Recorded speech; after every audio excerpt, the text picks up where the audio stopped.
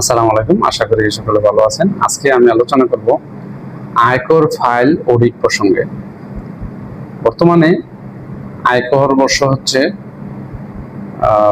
25-26, গত বছর ছিল 24-25, তার আগের বছর ছিল 23-24।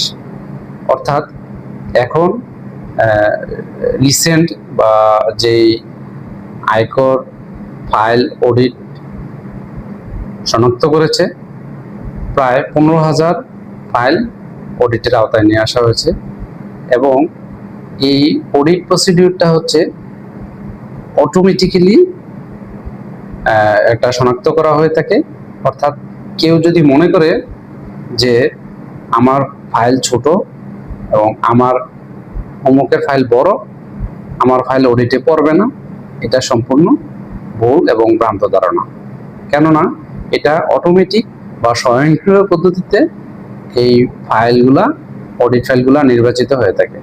এখন কারো যখন জিরো রিটার্ন ট্যাক্স থাকবে তার ফাইলও করতে পারে, অনেক বড় ফাইল যার তার ফাইল পড়তেও পারে, নাও পড়তে পারে। অর্থাৎ এটাকে র্যান্ডম সিলেকশন বা স্বয়ংক্রিয় পদ্ধতিতে অডিট ফাইল নির্বাচন করা হয়ে থাকে।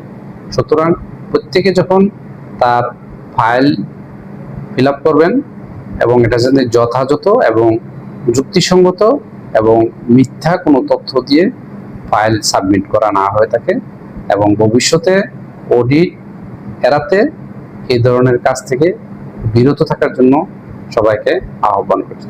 ধন্যবাদ সবাইকে। আসসালামু আলাইকুম।